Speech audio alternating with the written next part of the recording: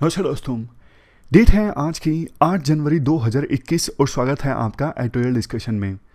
आज 3 इश्यूज हम डिस्कस करेंगे।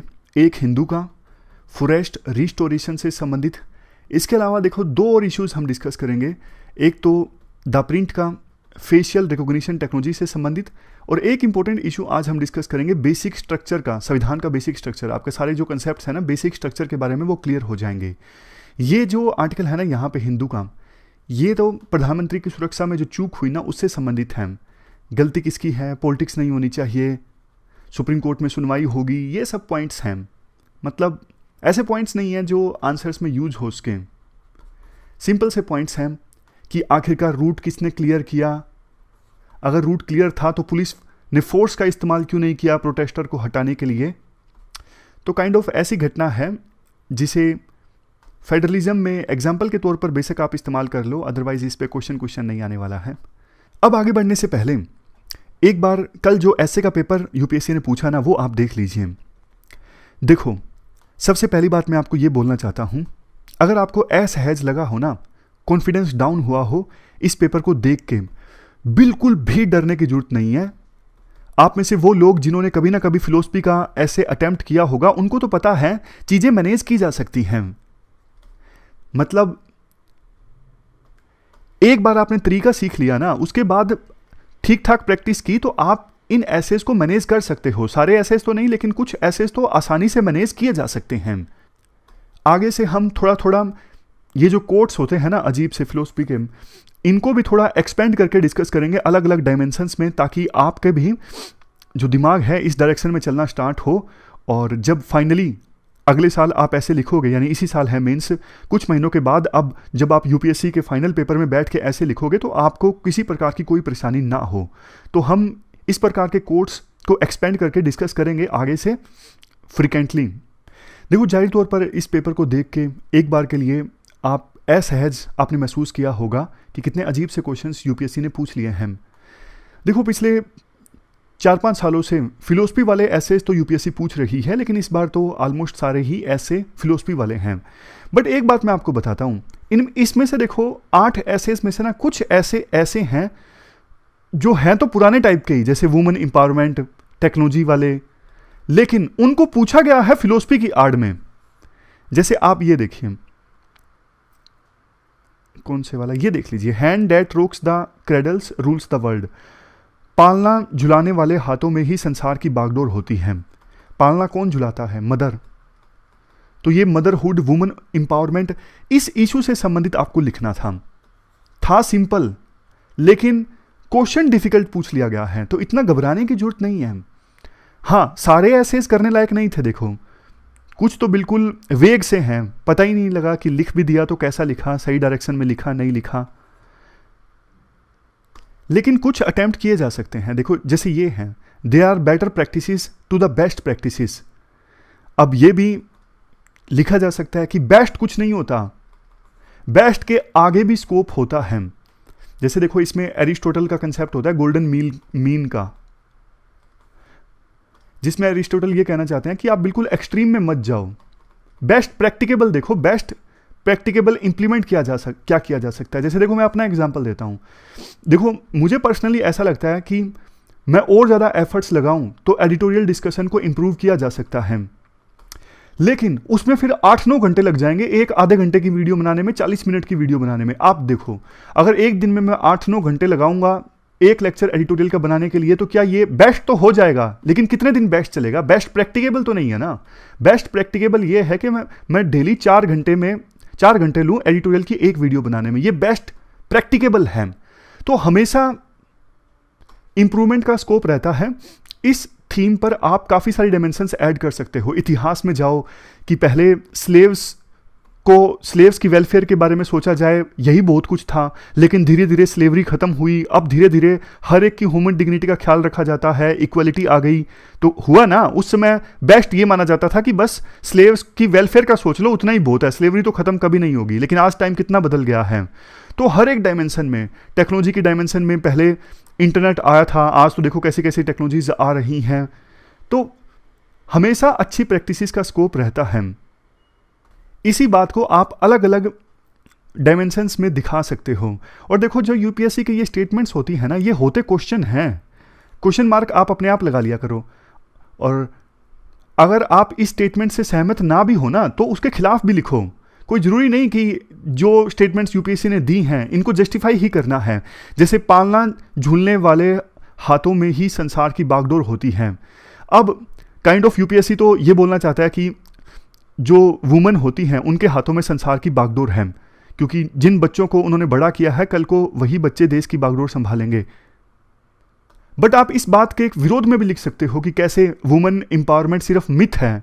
आज भी कितने कम महिलाओं के पास एग्रीकल्चर में लैंड ओनरशिप है, कितनी कम महिलाएं पॉलिटिक्स में दिखती हैं, कितनी कम महिलाएं जुडिशरी में दिखती हैं। इन सब बातों से आप इस जो ऐसे का टाइटल है ना उसको क्रिटिसाइज भी कर सकते हो। लास्ट में एक बैलेंस सा जो कंक्लूजन आप दे सकते हो। मतलब मेरा कहने का समझ गए ना, जो भी यूपीएससी के ये स्टेटमेंट्स होती है ना, पीछे क्वेश्चन मार्क लगा के आप इस क्वेश्चन का एड्रेस करो। कोई जरूरी नहीं कि आपको यही लाइन जस्टिफाई ही करनी है, इसके विरोध में भी आप लिख सकते हो। उसी प्रकार से देखो पहले पार्ट में भी the process of self discovery has been technological outsourced, इसको आप एक्सपेंड करके लिख सकते हो। सेल्फ डिस्कवरी मतलब अपने आप को जानना, लेकिन आज के समय में इंसान के पास टाइम नहीं है। टेक्नोलॉजी इतनी ज़्यादा हावी हो गई है, इंसान तो एक रोबोट की तरह घूमता रहता है। तो टेक्नोलॉजी के नुकसान के बारे में आप बता सकते हो अलग अलग फील्ड में। उसके बाद हाँ, ये वाला ऐसे भी अच्छा था। Philosophy of wantlessness is utopian while materialism is a chimera. Philosophy of wantlessness मतलब कोई इंसान इच्छा रहित हो सकता है, क्या ये पॉसिबल है? नहीं है। देखो हर एक इंसान की इच्छाएं होती हैं, लेकिन कंट्रोल किया जा सकता है। वाइल मेटेरियलिज्म इज ए कायमरा मतलब भौतिक सुख सुविधाएं ये तो सिर्फ माया है और कुछ नहीं है। मेटेरियलिज्म की कोई लिमिट थोड़ी ना होती है। तो इस लाइन को आप कैसे बैलेंस करोगे? वही बात है, आप बैलेंस इस्टेब्लिश करोगे गांधी का एग्जाम्पल देके। गांधी के जो 7 सिंस हैं उसका एग्जाम्पल आप दे सकते हो। और बहुत से लोग ऐसे हैं जिन्होंने अपनी इच्छाओं को कंट्रोल किया। बुद्धा का एग्जाम्पल आप ले सकते हो। सभी जो इच्छाएं हैं, सभी दुखों का कारण है इच्छाएं। तो कुछ कुछ ऐसे आप मैनेज कर सकते थे अच्छे से, बिल्कुल डरने की जरूरत नहीं है।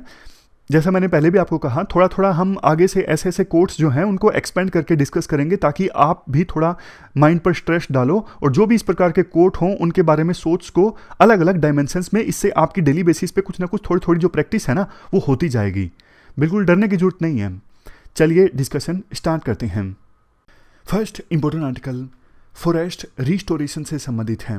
आप जीएस पेपर 3 के इस टॉपिक से आर्टिकल को रिलेट कर सकते हो। क्या कंटेस्ट है? देखो हाल ही में क्लाइमेट चेंज से संबंधित जो कॉन्फ्रेंस आयोजित हुई थी उसमें प्रधानमंत्री मोदी ने इंडिया की तरफ से टारगेट रखा 2070 आते आते इंडिया नेट जीरो टारगेट को अचीव कर लेगा। यानी कि जितना कार्बन इंडिया से एमिट होगा उतना ही कार्बन इंडिया में एब्जॉर्ब भी हो जाएगा। तो रिजल्ट ये निकलेगा नेट कार्बन एमिशन जो होगा वो जीरो होगा।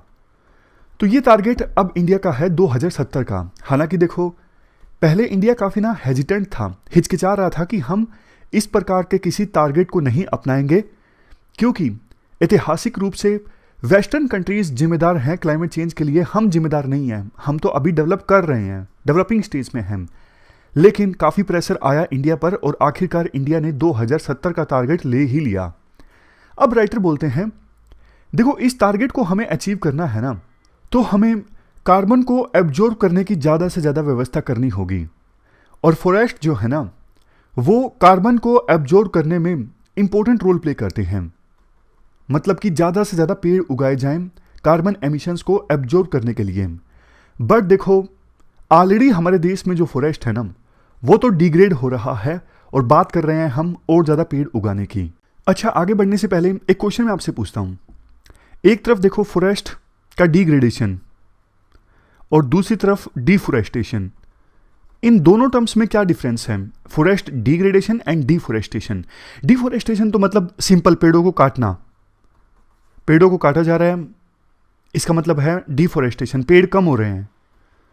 दूसरी तरफ डिग्रेडेशन का मतलब ये है फॉरेस्ट जब डिग्रेड होता है ना तो इकोसिस्टम सर्विसेज प्रोवाइड करने की जो फॉरेस्ट की कैपेबिलिटी है ना वो कमज़ोर हो जाती है। अब ऐसा देखो बहुत सारे रीजंस की वजह से होता है, जैसे इंसेक्ट्स ने कोई डिजीज स्प्रेड कर दिया पेड़ों में, जिसकी वजह से पत्ते उगने बंद हो गए पेड़ों के ऊपर, पेड़ सूख गया आप कह सकते हो।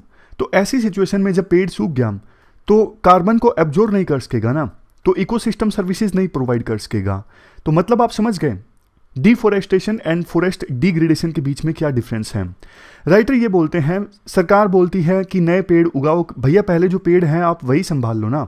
पिछले 6 सालों में 15,000 स्क्वायर किलोमीटर का जो फॉरेस्ट कवर है हमारे देश में इंक्रीज हुआ है। लेकिन स्टेट ऑफ फॉरेस्ट रिपोर्ट 1989 ये कहती है हमारे देश में ओपन फॉरेस्ट कैटेगरी में उस समय फॉरेस्ट आया करता था 2,57,409 स्क्वायर किलोमीटर, यानी टोटल ज्योग्राफिकल एरिया का 7.83%। अब देखो ओपन फॉरेस्ट कैटेगरी का जो फॉरेस्ट है अगर वो इंक्रीज हो गया, इसका मतलब तो फॉरेस्ट की कंडीशन खराब हो रही है ना।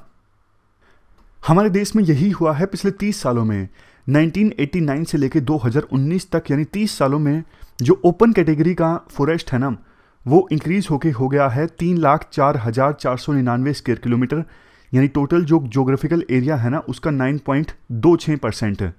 इसका मतलब ऑन एन एवरेज हर साल 1.57 लाख हेक्टेयर का जो फॉरेस्ट है ना वो डिग्रेड हो रहा है, और ये काफ़ी सारे रीजंस की वजह से हो रहा है, जिसमें सबसे मेन है ह्यूमन एक्टिविटीज़। जैसे इंक्रोचमेंट हो रहा है फॉरेस्ट का, फॉरेस्ट में लोग घर बना लेते हैं, खेती करने लगते हैं, ग्रेजिंग के कारण, फायर के कारण या फिर दूसरे फैक्टर्स के कारण फॉरेस्ट का डिग्रेडेशन हो रहा है।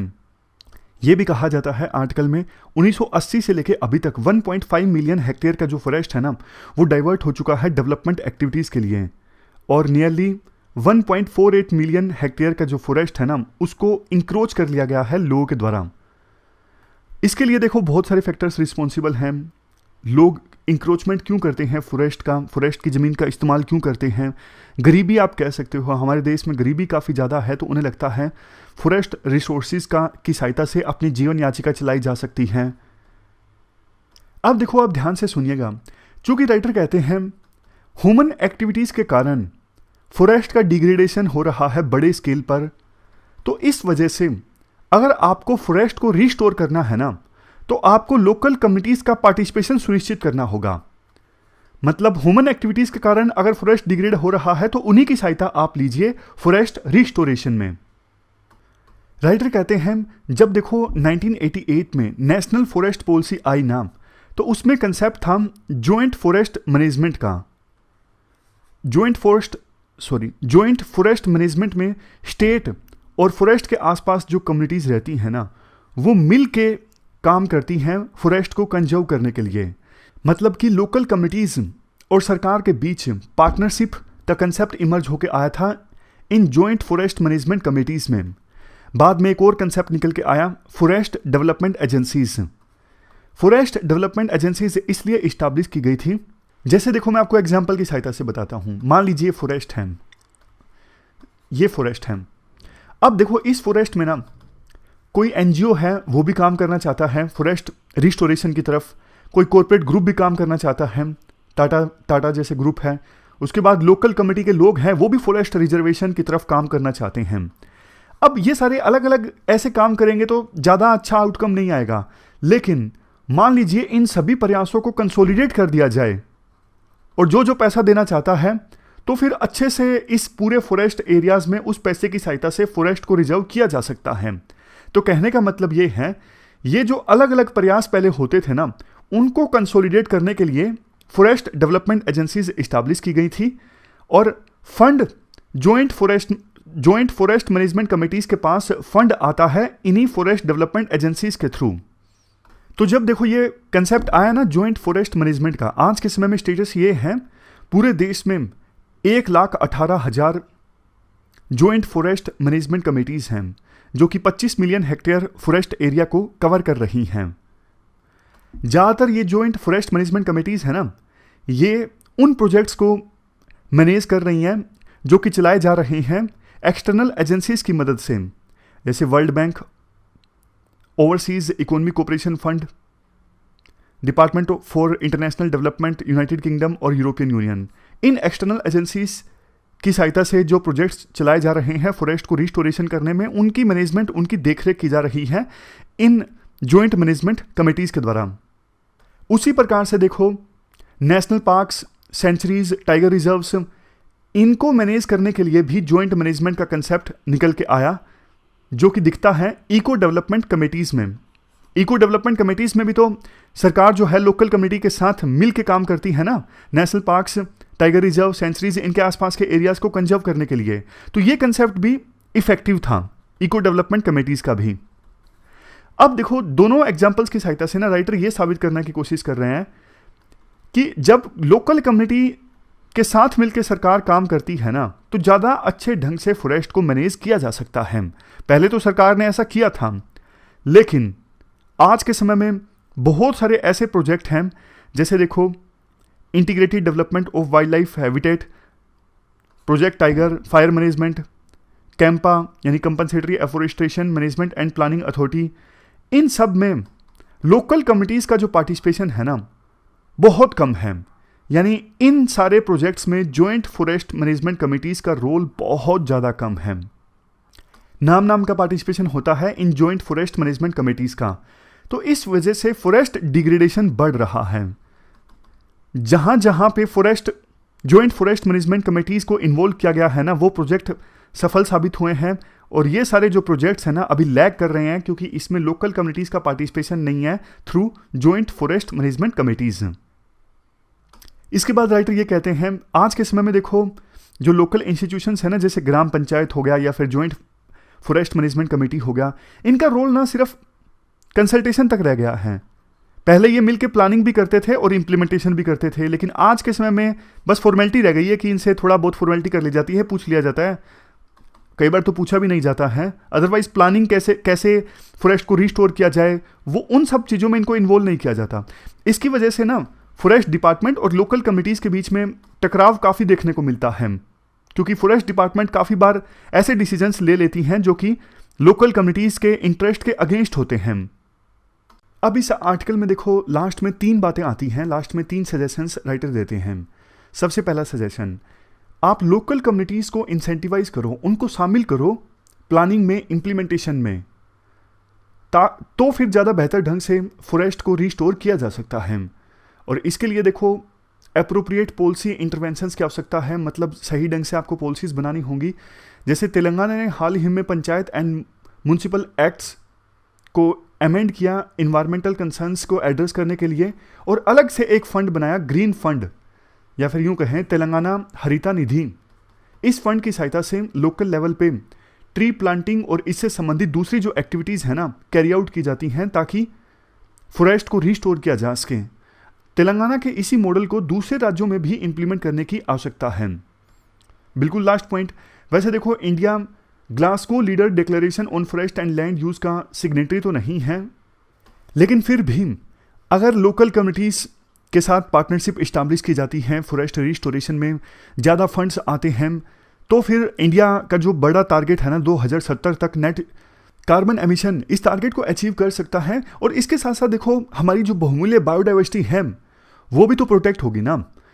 तो ये हमने पूरा आर्टिकल डिस्कस किया फॉरेस्ट रिस्टोरेशन से संबंधित। चलते हैं आगे। इसके बाद नेक्स्ट आर्टिकल संविधान के बेसिक स्ट्रक्चर से संबंधित है। आप जीएस पेपर 2 के इस टॉपिक से आर्टिकल को रिलेट कर सकते हो। देखो हाल ही में ना एक इशू काफ़ी ज़्यादा सुर्खियों में है।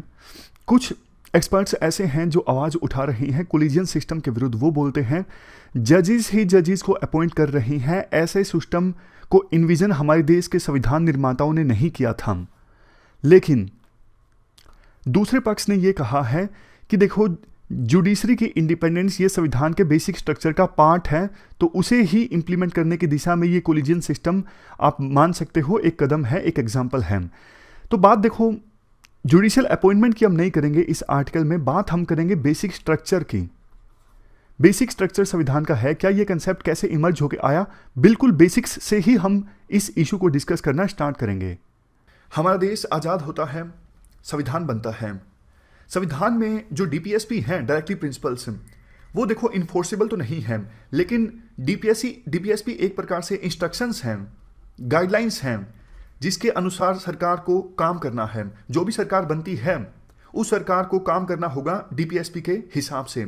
डीपीएसपी में आर्टिकल 38 और 39 बी ये कहता है कि सरकार की ड्यूटी होगी लोगों की वेलफेयर को इंश्योर करना। सरकार की ये भी ड्यूटी होगी कि जो वेल्थ है वो कुछ ही हाथों में कॉन्सेंट्रेट ना हो, वेल्थ का डिस्ट्रीब्यूशन इस प्रकार से हो, समाज में इनइक्वालिटीज यानी असमानताएं कम से कम हों।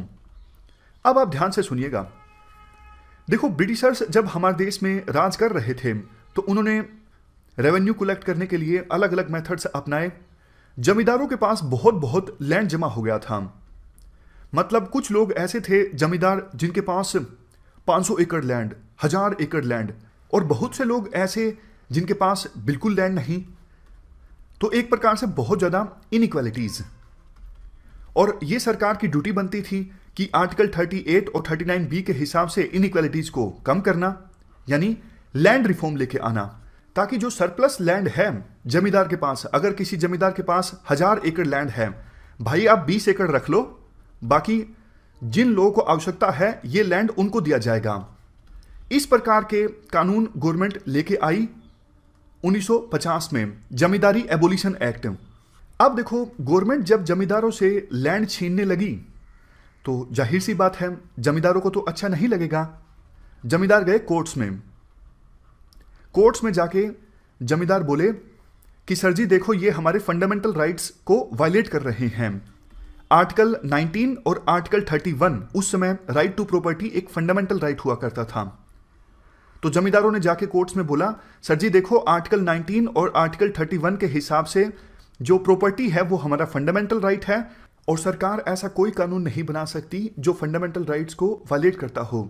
अगर सरकार ऐसा करती है, अगर सरकार ऐसा कोई कानून बनाती है जो फंडामेंटल राइट्स को वायलेट करता हो, तो वो सरकार का कानून नल एंड वॉइड हो जाएगा। ऐसा साफ तौर पे लिखा हुआ है आर्टिकल 13 में। तो कोर्ट्स ने कहा कि बात तो जी आपकी ठीक है। तो कोर्ट ने जमींदारी एबोलिशन एक्ट को स्ट्राइक डाउन कर दिया और कहा सरकार को कोई हक नहीं है जमींदारों से उनकी ज़मीन छीनने का, क्योंकि अगर सरकार ऐसा करती है तो ये फंडामेंटल राइट का उल्लंघन होगा, और आर्टिकल 13 के हिसाब से हर एक वो कानून नल एंड वॉइड हो जाएगा जो फंडामेंटल राइट्स को वायलेट करता हो। तो कोर्ट के इस वर्डिक्ट के बाद सरकार ने सोचा ये तो गलत काम हो गया, मतलब कैसे काम चलेगा, लैंड रिफॉर्म तो लाने ही पड़ेंगे, और कोर्ट ने जमींदारी एबोलिशन एक्ट को स्ट्राइक डाउन कर दिया। तो सरकार ने तरीका खोजा, सरकार ने संविधान को अमेंड कर दिया। 1951 में आती है संविधान की फर्स्ट अमेंडमेंट, पहली अमेंडमेंट। फर्स्ट अमेंडमेंट में सरकार ने दो चीज़ें की। एक तो शेड्यूल 9 ऐड किया गया, इसके अलावा इंसर्ट किया गया आर्टिकल 31 बी। 31 बी में देखो ये लिखा हुआ है, जो एक्ट्स शेड्यूल 9 में डाले जाएंगे चाहे वो फंडामेंटल राइट्स को वायलेट भी करते हों, जुडिशरी उन्हें स्ट्राइक डाउन नहीं कर सकती। यानी जुडिशरी से पावर छीन ली गई कि शेड्यूल 9 में जो एक्ट्स डाले गए हैं उन एक्ट्स को रिव्यू नहीं किया जा सकता जुडिशरी के द्वारा। तो इस प्रकार से संविधान को अमेंड करके सरकार ने कोशिश की कि अब जमींदारी एबोलिशन एक्ट को हम रख देंगे शेड्यूल 9 के अंदर, और शेड्यूल 9 के अंदर जो एक्ट्स हैं उनको जुडिशरी रिव्यू नहीं कर सकेगी, चाहे वो फंडामेंटल राइट्स को वायलेट ही क्यों ना करते हों। ऐसा लिखा हुआ है आर्टिकल 31 बी में। तो फर्स्ट अमेंडमेंट के बाद सरकार फिर से लग गई लैंड रिफॉर्म्स के काम में, और जमींदारों से उनकी ज़मीनें एक्वायर की जाने लगी। इसी बीच संविधान की जो फर्स्ट अमेंडमेंट थी उसे चैलेंज कर दिया गया सुप्रीम कोर्ट में। सुप्रीम कोर्ट में जाके पिटिशनर्स ने बोला कि जी देखो, ऐसा थोड़ी हो सकता है, सरकार फंडामेंटल राइट थोड़ी ना छीन सकती है संविधान को अमेंड करके, क्योंकि साफ तौर पे लिखा हुआ है आर्टिकल 13 में कि जो भी कानून फंडामेंटल राइट्स को वायलेट करेगा वो कानून नल एंड वॉइड हो जाएगा। तो पिटिशनर्स ने सुप्रीम कोर्ट से गुहार लगाई कि आप फर्स्ट अमेंडमेंट को नल एंड वॉइड कर दीजिए, क्योंकि इससे फंडामेंटल राइट्स का वायलेशन होता है आर्टिकल 13 के हिसाब से। तो इस प्रकार के मेनली उस समय दो केसेस सामने आए। एक तो देखो 1952 का, नोट डाउन आप कर सकते हो, 1952 का केस है शंकरी प्रसाद सिंह देव वर्सेस यूनियन ऑफ इंडिया। फिर से बोलता हूं, 1952 का केस है शंकरी प्रसाद सिंह देव वर्सेस यूनियन ऑफ इंडिया।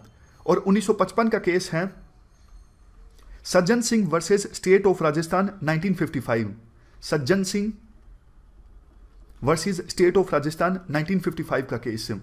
ये दो केस सुप्रीम कोर्ट में आए जिसमें पिटिशनर ने कहा था आर्टिकल 13 के हिसाब से जो फर्स्ट अमेंडमेंट है उसे आप नल एंड वॉइड कर दीजिए। अब देखो, आप ध्यान से सुनिएगा। आप एक बात बताओ, उस समय देश का प्रधानमंत्री कौन था? नेहरू। और नेहरू का कद इतना बड़ा, क्या सुप्रीम कोर्ट के जजेस की हिम्मत थी उस समय नेहरू के खिलाफ चले जाएं? देखो, प्रोसीजर के हिसाब से जा सकते थे, लेकिन प्रैक्टिकल सोच के देखिए, नेहरू का कद इतना बड़ा, उन्होंने आज़ादी के लिए इतनी लड़ाई लड़ी, तो सुप्रीम कोर्ट के जो जज थे उनकी एक प्रकार से हिम्मत सी नहीं हो रही थी कि नेहरू के खिलाफ वो चले जाएं। और दूसरा इशू भी ऐसा है लैंड रिफॉर्म का कि पब्लिक में ये इशू अपील बहुत करता है। तो 1952 के शंकरी प्रसाद और 1955 के सज्जन सिंह केस में सुप्रीम कोर्ट ने अपना फैसला दिया कि संविधान को अमेंड करके फंडामेंटल राइट्स भी छीने जा सकते हैं। वर्ड्स पे खेल गई सुप्रीम कोर्ट। सुप्रीम कोर्ट ने कहा कि भैया आर्टिकल 13 में लिखा हुआ है एनी लॉ लिखा हुआ है, अमेंडमेंट नहीं लिखा हुआ, यानी संविधान को अमेंड करके फंडामेंटल राइट्स छीने जा सकते हैं। समझ गए? तो ये सुप्रीम कोर्ट का जजमेंट आया 1952 में और 1955 में। 1952 का केस था शंकरी प्रसाद और 1955 का केस था सज्जन सिंह।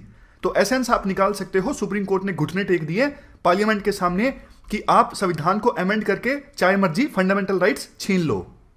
तो इसके बाद क्या होता है? इसके बाद हो जाती है नेहरू की डेथ 1964 में। और समय के अनुसार सुप्रीम कोर्ट भी अपने आप को असर्ट करना स्टार्ट कर देती है। सुप्रीम कोर्ट के जजेस में हिम्मत आना स्टार्ट हो जाती है। तो 1967 से पहले इसी प्रकार का एक और मामला सामने आया। दो भाई थे, नाम था हेनरी गोलकनाथ और विलियम गोलकनाथ। इनके पास पंजाब में 500 एकड़ लैंड था। फिर से बोलता हूं, विलियम गोलकनाथ और हेनरी गोलकनाथ दोनों भाइयों के पास पंजाब में 500 एकड़ की जमीन थी। लेकिन पंजाब सरकार ने क्या किया? Punjab security and land tenure act के हिसाब से, Punjab security and land tenure act के हिसाब से इनको सिर्फ 20 एकड़ दे दिया और बाकी इनसे एक्वायर कर लिया। तो गोलकनाथ भाई गए सुप्रीम कोर्ट के पास और जाके बोले कि देखो जी, हमारा तो लैंड छीन लिया, ये तो राइट टू इक्वालिटी के अगेंस्ट है, आर्टिकल 14 के अगेंस्ट है, राइट टू प्रोफेशन के अगेंस्ट है, यानी आर्टिकल 19 के अगेंस्ट है, आर्टिकल 31 के अगेंस्ट है। बहुत सारी चीजें उन्होंने जाके बोली कि हमारे सारे फंडामेंटल राइट्स का वायलेशन हो रहा है और ये गलत है। पंजाब सरकार का तर्क ये था सुप्रीम कोर्ट के सामने, हमने जिस एक्ट की सहायता से गोलकनाथ बंधुओं का लैंड एक्वायर किया है, वो जो एक्ट है वो आता है शेड्यूल 9 में, और शेड्यूल 9 में जो एक्ट आता है उसे आप रिव्यू नहीं कर सकते, चाहे उससे फंडामेंटल राइट्स का वायलेशन ही क्यों ना होता हो। ये आया था फर्स्ट अमेंडमेंट से। तो उस समय तक तो आपको पता है सुप्रीम कोर्ट काफी स्ट्रांग हो चुकी थी, नेहरू की डेथ हो चुकी थी और आजादी को भी ऑलमोस्ट 20 साल हो गए थे। सुप्रीम कोर्ट ने कहा कि हम फिर से कंसीडर करेंगे क्या पार्लियामेंट में अमेंडमेंट की सहायता से फंडामेंटल राइट को छीना जा सकता है या फिर नहीं छीना जा सकता है। तो सुप्रीम कोर्ट ने 1967 के गोलकनाथ वर्सेस पंजाब इस केस में अपना वर्डिक्ट दिया और कहा आर्टिकल 368 के हिसाब से भी संविधान को इस प्रकार से अमेंड नहीं किया जा सकता, इस प्रकार से चेंज नहीं किया जा सकता कि फंडामेंटल राइट्स का वायलेशन हो। यानी सुप्रीम कोर्ट ने, आप कह सकते हो, यू टर्न ले लिया। 1952 और 1955 के शंकरी प्रसाद और सज्जन सिंह केस में सुप्रीम कोर्ट ने यह कहा था संविधान में अमेंडमेंट लाके फंडामेंटल राइट्स छीने जा सकते हैं, लेकिन सुप्रीम कोर्ट ने 1967 के केस में यू टर्न ले लिया और कहा नहीं भैया, आप संविधान को अमेंड करके भी फंडामेंटल राइट्स नहीं छीन सकते जनता के। तो इस केस से पार्लियामेंट की जो पावर्स हैं बहुत अंडरमाइन होती हैं। उसके बाद क्या होता है, इंदिरा गांधी देश की प्रधानमंत्री बनती हैं और इंदिरा गांधी ने, आपको पता है, शुरुआत में अपनी ही पार्टी में काफ़ी सारा बगावत झेली थी और इसी वजह से वो कुछ सोशलिस्ट एजेंडा को अपनाती हैं, जनता को वेलफेयर पहुंचाने की कोशिश करती हैं ताकि जनता की सिंपैथी हासिल की जा सके, जनता के वोट्स हासिल किए जा सके। इसी दिशा में इंदिरा गांधी की सरकार ने बैंक्स का नेशनलाइजेशन कर दिया। प्रीवी पर्स का इशू आपने सुना होगा। जब देखो सरदार पटेल ने बहुत सारी रियासतों को इंडिया में मिलाया था, तो बहुत सारे राजाओं को ये वादा किया गया था कि हम आपको एनुअल ग्रांट देंगे, आप अपना फ्लैग लगा सकते हो, टाइटल लगा सकते हो। लेकिन इन सब चीज़ों को इंदिरा गांधी ने एबोलिश कर दिया, तो ये इशू भी गया था कोर्ट में। तो बहुत सारे ऐसे इश्यूज उस समय कोर्ट में गए, जुडिशरी के बीच और इंदिरा गांधी सरकार के बीच टसल देखने को मिला, फाइट देखने को मिली। ये वो समय था, देखो 1971, 1972, इंदिरा गांधी सरकार ने पार्लियामेंट की पावर्स को फिर से हासिल करने की कोशिश की। काफ़ी सारी अमेंडमेंट्स की गई संविधान में, जैसे अमेंडमेंट 24, अमेंडमेंट 25, अमेंडमेंट 26 और अमेंडमेंट 29।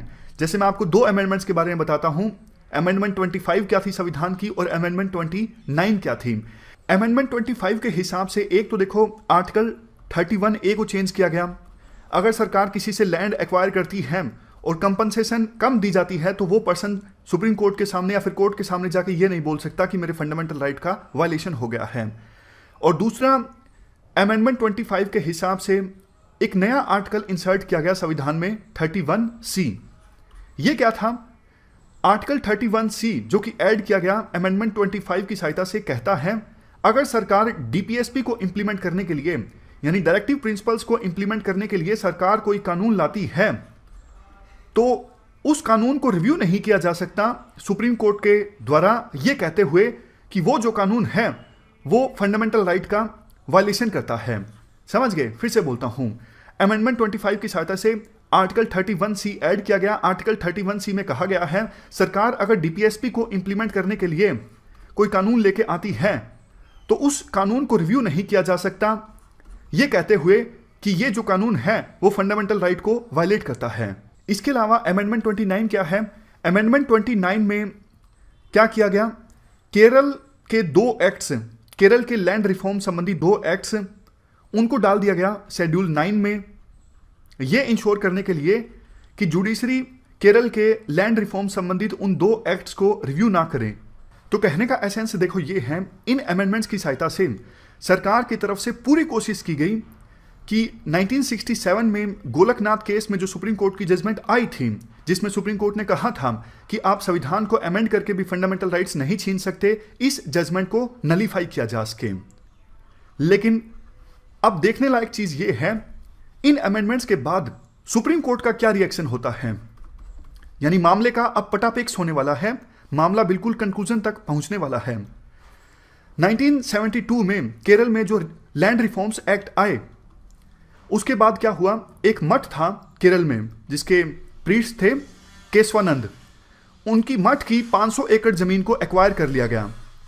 तो केशवानंद गए सुप्रीम कोर्ट में और सेम बात जाके बोली कि देखो जी मेरे फंडामेंटल राइट्स का हनन हुआ है। तो सुप्रीम कोर्ट ने 1973 में अपनी जजमेंट दी, जिसे कहा जाता है केशवानंद भारती जजमेंट, और यही इसी जजमेंट से निकल के आया बेसिक स्ट्रक्चर का कंसेप्ट। इस जजमेंट में सुप्रीम कोर्ट ने कहा, 7-6 से ये जजमेंट आई थी, 13 जजेस की बेंच बैठी थी और 7-6 से ये जजमेंट आई थी। सुप्रीम कोर्ट ने इस केस में कहा कि पार्लियामेंट के पास पूरी आजादी है, वो संविधान को अमेंड कर सकती है, लेकिन संविधान का जो बेसिक स्ट्रक्चर है वो वायलेट नहीं होना चाहिए। फिर से बोलता हूं, सुप्रीम कोर्ट ने 1973 की अपनी केशवानंद भारती केस की जजमेंट में कहा कि पार्लियामेंट के पास पूरी आजादी है कि वो संविधान को अमेंड कर सकती है, लेकिन अमेंडमेंट से संविधान का बेसिक स्ट्रक्चर वायलेट नहीं होना चाहिए। और ये कौन डिसाइड करेगा कि संविधान के बेसिक स्ट्रक्चर में क्या आता है क्या नहीं आता है, यह भी डिसाइड किया जाएगा सुप्रीम कोर्ट के द्वारा। इसी जजमेंट में जो चीफ जस्टिस थे, चीफ जस्टिस सिकरी, उन्होंने काफ़ी सारे फीचर्स बताए और कहा कि ये जो फीचर्स हैं वो संविधान के बेसिक स्ट्रक्चर का पार्ट हैं, जैसे supremacy of constitution, Republican democratic form of government, secular character of constitution, separation of powers between legislature, executive and judiciary, federal character of constitution. इसके अलावा जस्टिस ग्रोवर और जस्टिस सेलट ने भी कहा कि कुछ फीचर्स जो हैं वो संविधान के बेसिक स्ट्रक्चर का पार्ट हैं, जैसे unity and integrity of the nation, sovereignty of the country.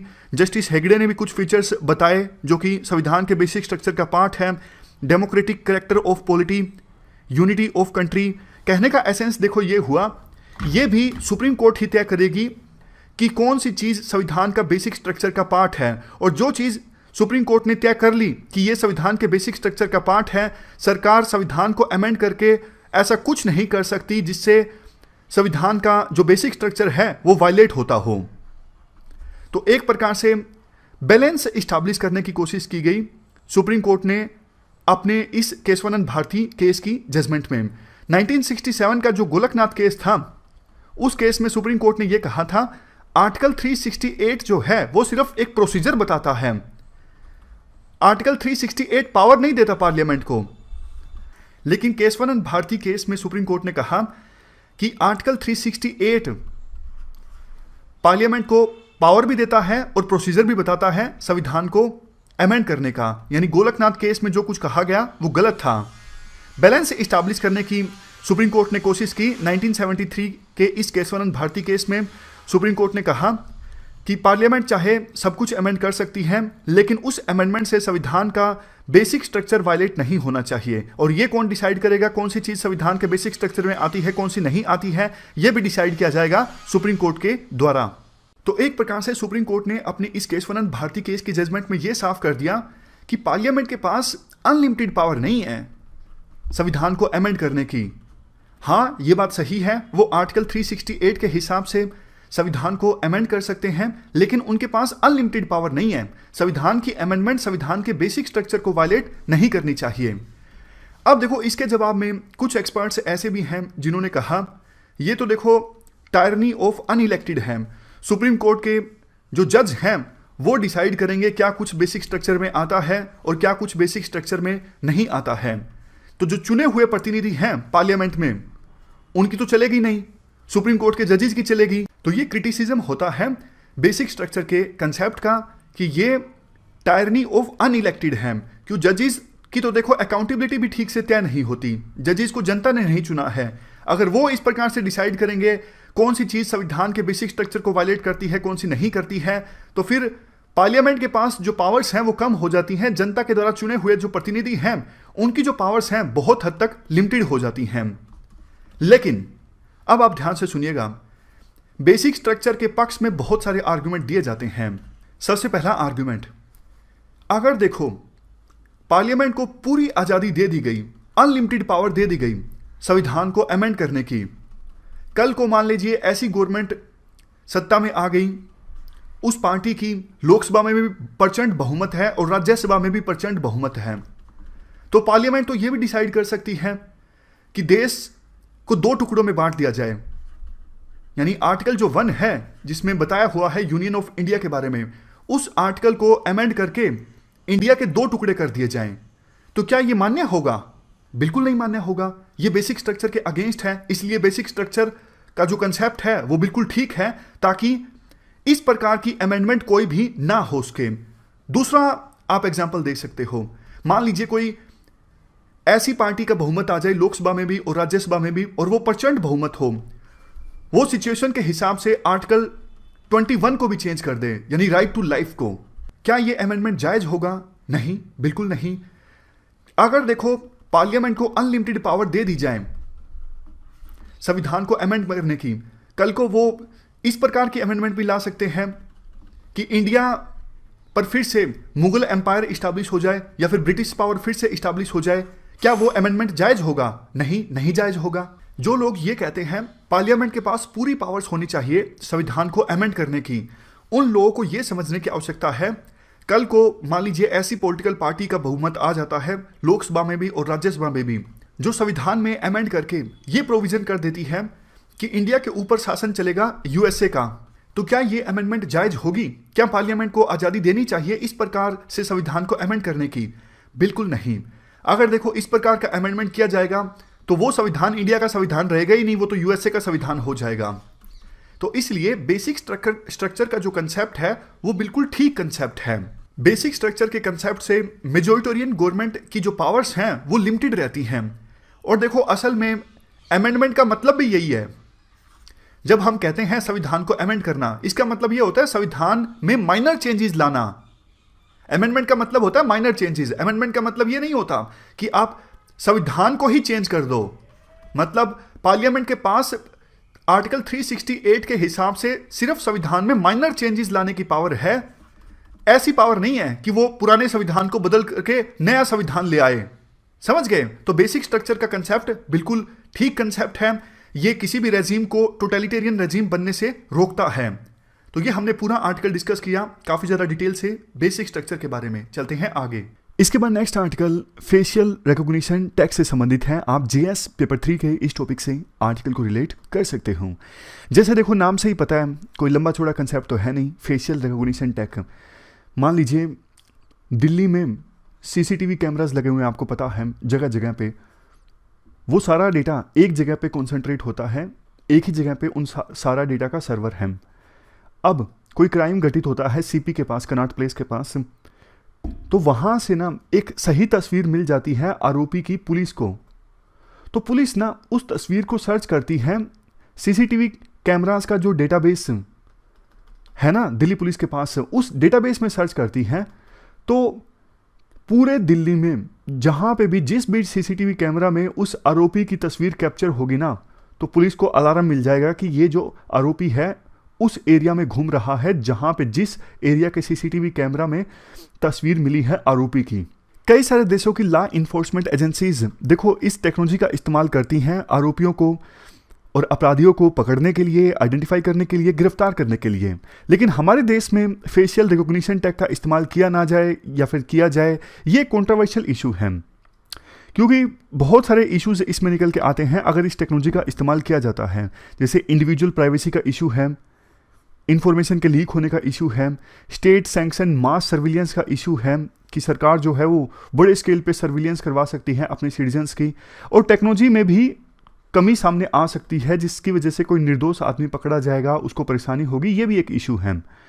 तो अब देखो 2 स्टडीज इस मामले में कंडक्ट हुई। एक तो centre for applied law and technology research की, जिसने फेशियल रिकॉग्निशन टेक्नोलॉजी पर 2 वर्किंग पेपर्स जारी किए, जिसमें बताया गया क्या क्या रिस्क इन्वॉल्व है, क्या लीगल चैलेंजेस हैं अगर इस टेक्नोलॉजी का इस्तेमाल किया जाता है हमारे देश में लॉ इन्फोर्समेंट एजेंसीज के द्वारा।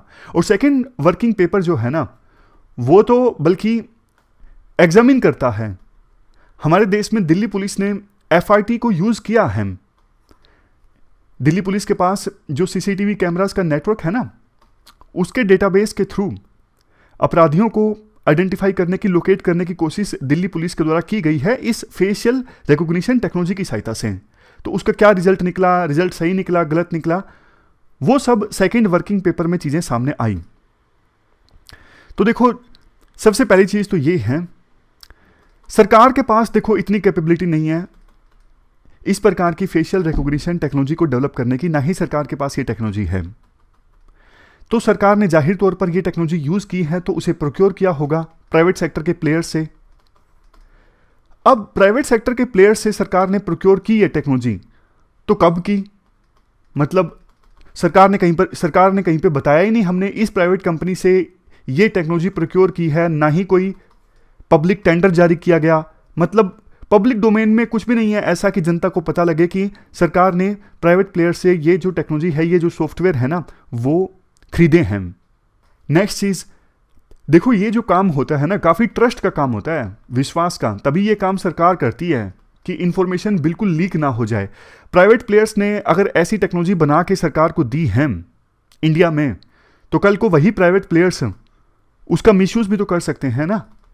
प्राइवेट प्लेयर्स के पास तो सारा डेटा होगा, तो वो डेटा को मिसयूज कर सकते हैं, लीक कर सकते हैं डेटा को, प्राइवेसी का हनन हो सकता है। और देखो बड़ी चीज ये भी है ना, अगर सरकार ने यानी दिल्ली पुलिस ने प्राइवेट प्लेयर से ये टेक्नोलॉजी ली है यानी सॉफ्टवेयर लिया है, तो मतलब उन प्राइवेट प्लेयर्स का इंटरेस्ट इन्वॉल्व है। वो तो देखो इस टेक्नोलॉजी के फायदों को, सॉफ्टवेयर के फायदों को बढ़ा चढ़ा के बताएंगे और देश में दूसरी एजेंसीज को भी ये सॉफ्टवेयर बेचने की कोशिश करेंगे। तो जाहिर तौर पर ये तो वो वाली चीज हो जाएगी कि प्राइवेट कंपनीज को पैसा मिल रहा है, इसलिए वो पब्लिक पॉलिसी को इन्फ्लुएंस कर रहे हैं कि आप इस टेक्नोलॉजी का इस्तेमाल कीजिए, इससे बहुत ज़्यादा फायदे होंगे। और धीरे धीरे हमारे देश में लॉ इन्फोर्समेंट एजेंसीज जो हैं वो डिपेंडेंट हो जाएंगे इस सॉफ्टवेयर के ऊपर।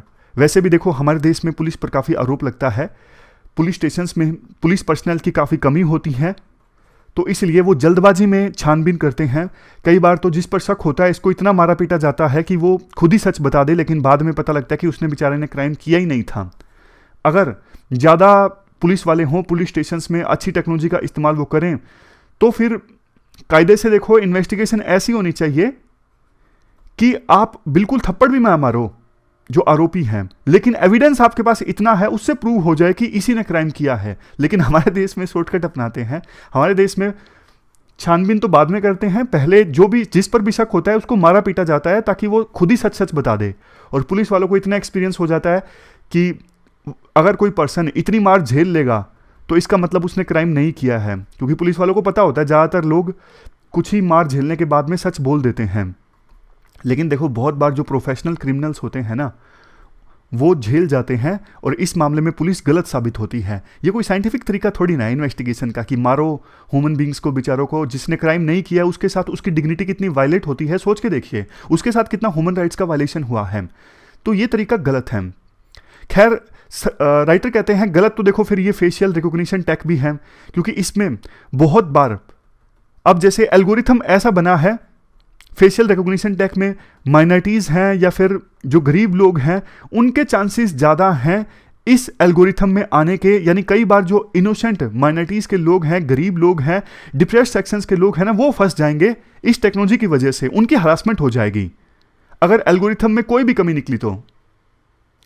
अब लास्ट में पॉइंट देखो ये है, सरकार ना अपना काम डेलीगेट कर रही है। अगर इस प्रकार की टेक्नोलॉजी सरकार यूज़ भी करती है ना, हमारे देश में मतलब लॉ इन्फोर्समेंट एजेंसीज अगर इस प्रकार की टेक्नोलॉजी यूज़ करती हैं तो खुद ही सरकार को डेवलप करनी चाहिए ना। आप प्राइवेट प्लेयर्स को इंपॉर्टेंट काम जो है वो डेलीगेट कर रहे हो, ये डेलीगेशन नहीं चलेगा। ये काफ़ी इंपॉर्टेंट टास्क है, इसमें ट्रांसपेरेंसी रहनी चाहिए, इसमें अकाउंटेबिलिटी फिक्स होनी चाहिए। अगर कुछ गलती होती है, कुछ लीकेजेस होते हैं, प्राइवेसी का हनन होता है, तो आप इस इंपॉर्टेंट काम को डेलीगेट मत कीजिए प्राइवेट प्लेयर्स को।